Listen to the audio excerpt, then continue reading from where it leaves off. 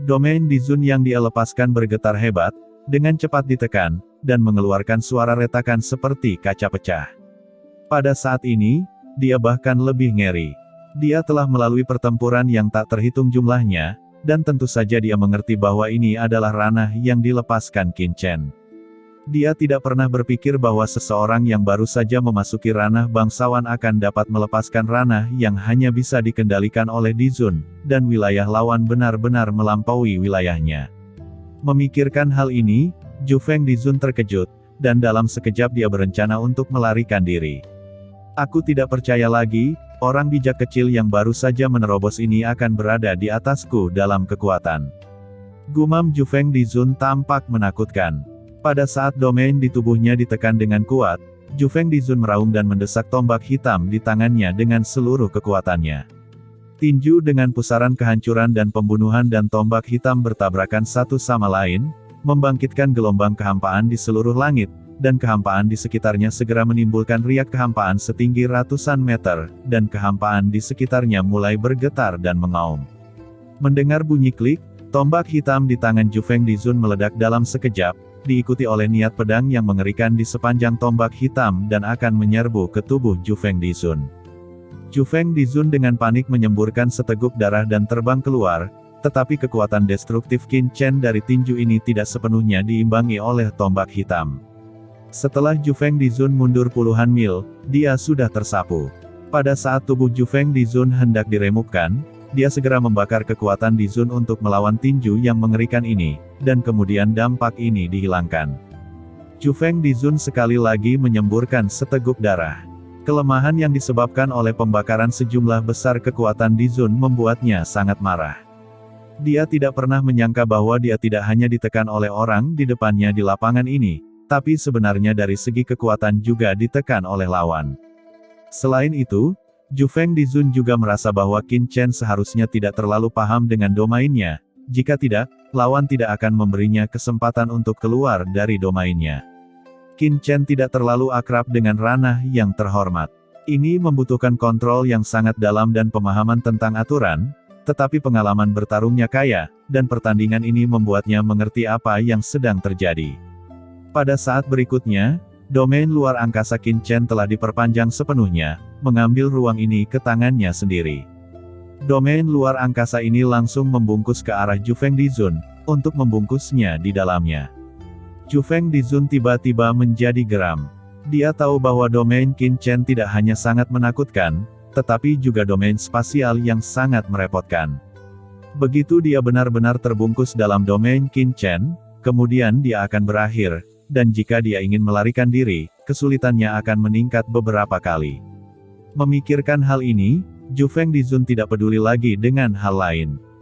Ada jimat di tangannya. Dia harus mengaktifkan jimat di tangannya untuk pertama kalinya, karena dia tahu bahwa jika dia tidak pergi sekarang, dan begitu dia dibungkus dalam domain luar angkasa Qin Chen, maka tidak ada kesempatan untuk pergi lagi.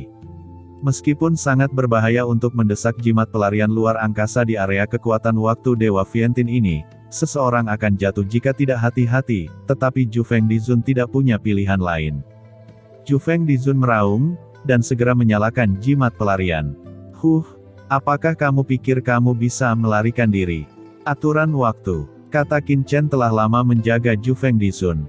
Begitu Zhu Feng Dizun mengeluarkan jimat, Qin Chen sudah mengaktifkan asal mula waktu. Tiba-tiba, kekuatan waktu yang tak terlihat menyebar dan menutupi dunia. Zhu Feng Dizun segera merasakan aliran waktu di sekitarnya, seolah-olah melambat seketika, pikirannya masih bisa berjalan, dan dia ingin mendesak jimat pelarian di tangannya dengan marah, tetapi pada aliran waktu yang lambat ini, tidak peduli bagaimana dia ketakutan dan cemas, prosesnya menjadi sangat panjang. Pada saat yang sama, dia mendengar bunyi klik pelan lagi, dan wajah Zhu Feng Dizun berubah drastis. Dia tahu bahwa dia sepenuhnya berada di wilayah lawan, dan wilayahnya sendiri hampir luluh, dan ruang yang kuat langsung memenjarakannya. Berhenti, teriak Zhu Feng Dizun dengan panik, tapi dia hanya mengucapkan dua kata. Di tangan kiri Qin Chen, cincin roh perang muncul, api perang yang mengerikan, yang telah diledakkan oleh Qin Chen, langsung membungkus Zhu Feng Dizun dan menembus ke dalam jiwanya. Ada pandangan putus asa di mata Zhu Feng Dizun. Sebagai Master Dizun, dia dibunuh oleh seorang pria yang baru saja dipromosikan menjadi Yang Mulia. Di bawah rasa malu yang tak ada habisnya, kegilaan Jufeng Dizun mendesak sumber tubuh dan memicu ledakan diri di dalam tubuh. Wajah Qin Chen sedikit berubah, dan rasa bahaya bertahan dalam sekejap. Dia tidak menyangka Jufeng Dizun ini akan begitu tegas dan kejam. Dalam situasi ini, itu langsung meledakkan asal di tubuhnya. "Nak, kamu mati bersamaku," ucap Jufeng Dizun meraung, matanya ganas dan gila, dan dia akan membawa pergi Qin Chen ketika dia mati. Mata Qin Chen dingin. Pada saat Jufeng Dizun meledakkan asalnya, 99 inti bintang dan 10 gunung suci kuno dilepaskan pada saat yang sama, bergemuruh, membentuk formasi yang mengerikan, dan menutup kehampaan. Selain itu, armor ilahi Haotian muncul di Qin Chen, dan skala gelap juga ditangguhkan di depannya, menghalangi semua guncangan. Inti dari bintang-bintang, Istana Bintang, Gunung Daewo. Sebelum kematian Jufeng Dizun, hanya ada pemikiran seperti itu di benaknya. Saat berikutnya, tubuhnya meledak dan bergemuruh, dan gelombang kejut yang mengerikan menyapu seketika, memusnahkan segalanya. Seberapa mengerikan kekuatan ledakan diri Master Dizun. Langit dan bumi ini semuanya diliputi oleh kekuatan Dizun yang bergulir, dan kehampaan itu berosilasi dengan keras dan meraung dengan keras, membentuk lautan benturan yang mengerikan di area kehampaan ini sejauh ribuan mil. Gelombang guncangan menghantam Qin Chen dengan keras, menelan Qin Chen sepenuhnya. Setelah sekian lama, gelombang kejut ini benar-benar hilang. Ada kekacauan dalam kehampaan, dan kekuatan waktu di sini sangat hancur, dan sesosok perlahan muncul. Ini Qin Chen. Baju besi perang Haotian di tubuhnya menyatu, baju besi perang yang mengerikan menghilang, dan seluruh tubuhnya aman dan sehat. Meledakkan dirinya sendiri. Dengan mata dingin, Qin Chen mengangkat tangannya, dan tombak yang patah serta cincin penyimpanan di kehampaan dibawa oleh Qin Chen ke lempeng giok semesta. "Sekarang aku telah menembus alam bangsawan, dan aku bukan aku yang dulu. Apakah semudah itu melukaiku dengan menghancurkan diri sendiri?" seru Qin Chen mencibir. Peledakan diri Jufeng Dizun sebelumnya memang mengerikan, tetapi baju besi berskala hitamnya dapat menahan dampak yang paling mengerikan, ditambah baju besi bagian dalam dan 6 tubuh pedang reinkarnasi Qin Chen sendiri, gelombang kejut yang menghantam tubuh Qin Chen hanya 1/10 dari normal. Kejutan ini mungkin dapat membunuh Qin Chen yang dulu, tetapi untuk Qin Chen saat ini, itu tidak dapat menyebabkan kerusakan yang cukup pada Qin Chen. Antara langit dan bumi, setelah Qin Chen benar-benar menerobos alam yang terhormat. Bayangan pusaran hitam yang menakutkan di langit yang jauh secara bertahap menghilang. Meskipun pusaran hitam menghilang, Qin Chen masih samar-samar merasa bahwa kekuatan kesengsaraan Guntur belum sepenuhnya hilang, tetapi tersembunyi. Mungkin ketika dia meninggalkan Vientiane God Tracer dan memasuki kehampaan medan pertempuran 10.000 ras, itu akan muncul lagi. Tidak peduli apa, keluar dari sini dulu. Pikir Qin Chen, sosoknya bergetar, dan tiba-tiba menghilang. Sebelumnya, pergerakan di sini terlalu luar biasa. Qin Chen tidak tahu apakah ada master lain yang bersembunyi di area kekuatan waktu. Jika dia ditemukan oleh orang lain, dia akan mendapat masalah. Dan tidak lama setelah Qin Chen pergi, 2 sosok muncul di dekatnya. Sungguh aura yang mengerikan, Master Dizun. Pasti ada Master Dizun yang bertarung di sini barusan. Apakah kamu merasakannya? Pusaran mengerikan di Vientiane God Tracer sebelumnya, seharusnya telah ditarik oleh orang kuat di sini sebelumnya, dan tempat asalnya pasti ada di sini. Ucap kedua orang ini, keduanya adalah Master Top yang pernah merasakan aura sebelumnya dan bergegas ke sini untuk pertama kalinya. Sebenarnya, mereka sudah lama datang ke sini setelah Jufeng Dizun meledakkan dirinya, tetapi gelombang kejut dari ledakan diri Jufeng Dizun membuat mereka tidak berani mendekat sama sekali. Setelah nafas di sini benar-benar hilang, dia berani mendekat ke sini. Segera, mereka datang ke tempat Jufeng Dizun meledakkan dirinya, dan setelah merasakannya sejenak, masing-masing merasa ngeri. Aura asli semacam ini umumnya hanya mungkin terjadi setelah Yang Mulia meledakkan dirinya. Mungkinkah ada Dizun yang baru saja meledakkan dirinya di sini? "Ayo pergi, cepat keluar dari sini," ucap kedua Master Top itu dengan jantung berdebar-debar, dan mereka tidak berani tinggal di sini lagi, dan tiba-tiba menghilang. 1 bulan kemudian, dalam kekuatan area waktu, seorang master manusia dengan nafas naga asli keluar darinya. Setelah dia meninggalkan kekuatan area waktu, dia segera mengorbankan harta terbang dan pergi dengan cepat. Ini adalah Qin Chen yang telah mengkonsolidasikan basis kultivasinya. Setelah menembus alam yang terhormat, kekuatan Qin Chen telah meningkat pesat. Tempat selanjutnya yang dia tuju adalah kedalaman Dewa Vientiane ini, mencari lebih banyak sumber daya. Dengan kekuatannya, di masa depan, untuk menembus ranah Dizun, sumber daya yang dibutuhkan untuk dikonsumsi benar-benar setingkat surgawi. Vientiane God Store hanya dibuka sekali selama bertahun-tahun, jadi tentu saja dia tidak boleh melewatkannya. Setelah membunuh Jufeng Dizun, dia mendapatkan tombak hitam pekat yang bagus. Tombak itu berwarna hitam pekat dan memiliki kemampuan serangan dan pertahanan yang baik. Ada juga pesawat luar angkasa yang mulia yang juga bagus, tetapi barang-barang di ruang penyimpanan yang mulia Jufeng agak biasa. Selain bahan eliksir dalam jumlah besar, ada juga beberapa Holy Veins of the Venerable.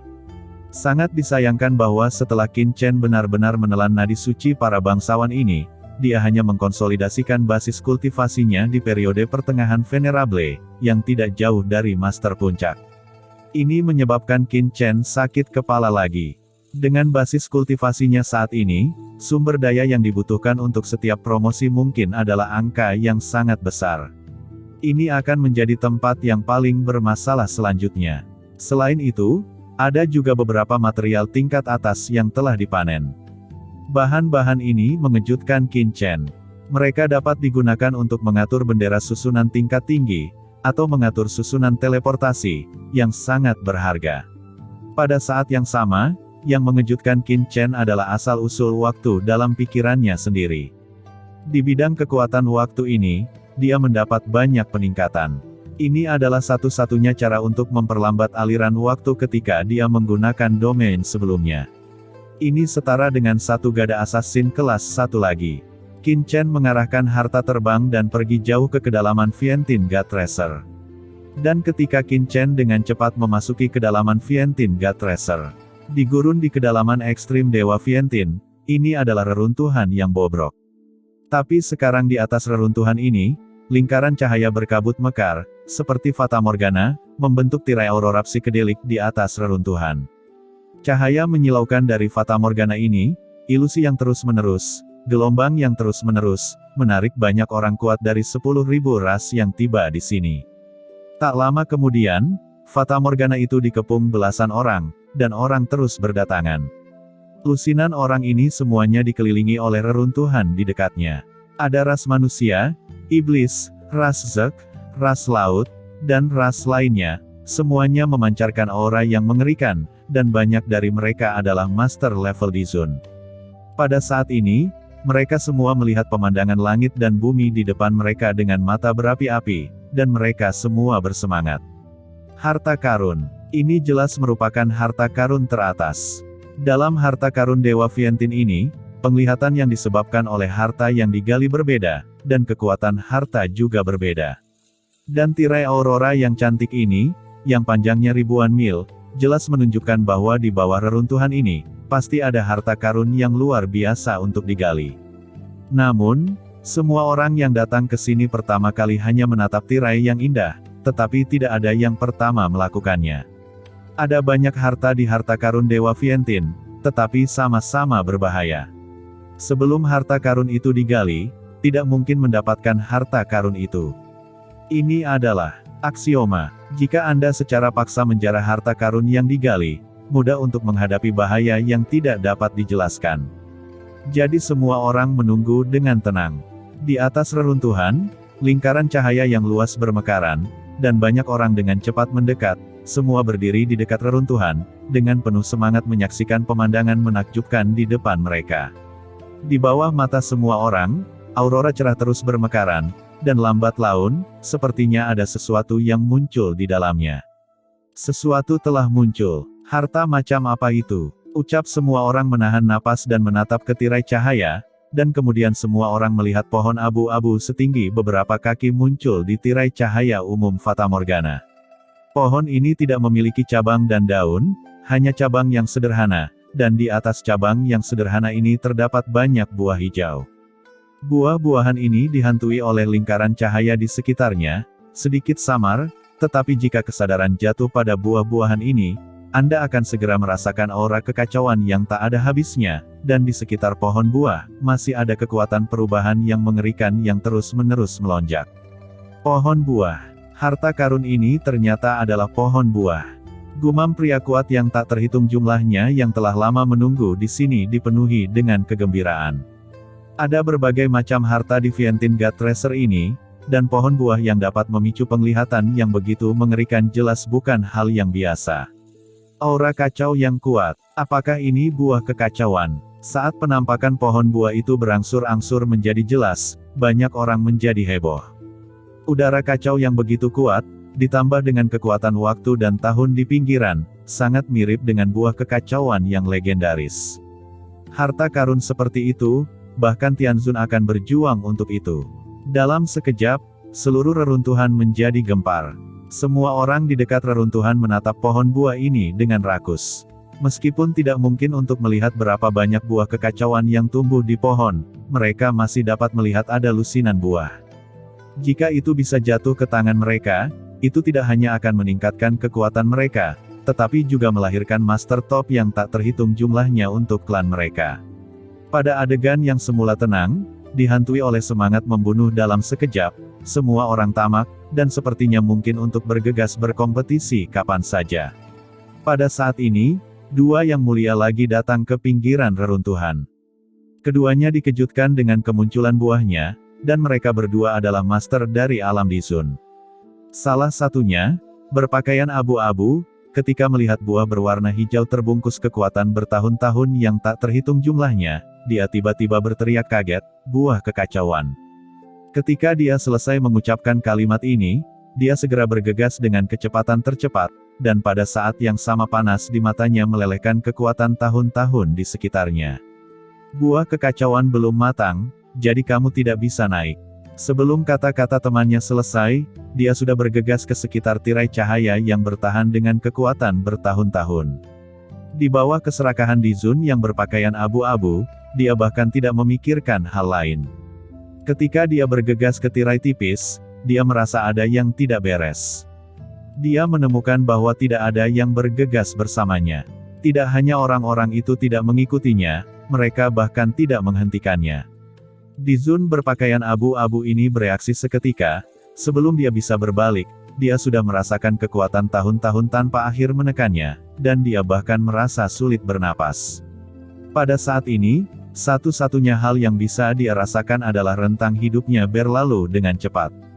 Orang-orang di sekitar tirai cahaya dapat dengan jelas melihat Dizun berpakaian abu-abu perlahan menjadi tua, rambutnya dengan cepat memutih dengan kecepatan yang terlihat oleh mata telanjang, dan penampilannya menua dengan cepat. Dia ngeri dan ingin berbalik, tetapi kecepatan berbalik sangat lambat, seolah-olah sudah berusia ratusan ribu tahun. Ketika dia berbalik sepenuhnya, dia sudah tua dan hanya tersisa sepasang kulit dan tulang. Bahkan, kulit dan tulangnya cepat membusuk. Dia melirik orang-orang di sekitar reruntuhan dengan enggan, dan perlahan jatuh. Ketika dia jatuh, dia masih memiliki tubuh yang kurus. Setelah dia jatuh ke tanah, rambut dan kulitnya yang telah mendorongnya semuanya lumer, dan hanya sepasang tulang pucat dan layu yang muncul dari pakaiannya yang kusut. Selain itu, tulang kering itu dengan cepat lapuk dengan kecepatan yang mencengangkan, dan bersama dengan pakaiannya, itu berubah menjadi abu dalam sekejap, tanpa ada yang tersisa, seolah-olah orang seperti itu tidak pernah muncul di sini. Sebelum dan sesudah kurang dari setengah dupa, seorang Master Dizun tewas seperti ini, bahkan sebelum dia kematiannya, dia bahkan tidak bisa mengambil langkah, apalagi menunjukkan kekuatan magis yang sama. Reruntuhan masih berupa reruntuhan, dan pohon kekacauan di tirai cahaya masih dikelilingi oleh nafas waktu, tetapi semua master yang mengelilingi reruntuhan menarik nafas, dan rambut dingin berdiri, dan hati mereka terasa dingin. Keserakahan di mata orang-orang itu langsung berkurang, ekspresi mereka menjadi bermartabat dan berhati-hati, dan mata semua orang ketakutan. Semua orang tahu bahwa pertumbuhan pohon kekacauan sangat mengerikan, dan buah kekacauan membutuhkan waktu lama untuk matang. Sebelum buah kekacauan matang, pohon kekacauan secara naluriah akan melepaskan kekuatan magis yang kuat untuk melindungi buahnya agar tidak dipetik. Hanya ketika sudah matang akan ada secercah kehidupan. Jadi mereka semua menjaga di sini, dan mereka tidak terburu-buru. Tapi tidak ada yang mengira bahwa perlindungan dari pohon kekacauan ini begitu mengerikan. Dalam sekejap, seorang Master di Zun berubah menjadi abu. Bagaimana mungkin mereka tidak ketakutan? Namun, masih belum ada yang memilih hengkang, orang-orang ini masih bersikeras di luar, jelas menunggu buah kekacauan matang. Dua sinar cahaya lagi muncul di pinggiran reruntuhan. Dua pria berjubah datang. Mereka memiliki nafas dingin yang samar, tetapi tidak tahu apakah mereka dari ras iblis atau ras manusia. Wajah mereka benar-benar tertutup oleh jubah. Jika Qin Chen ada di sini, dia pasti akan merasa akrab dengan nafas kedua orang ini.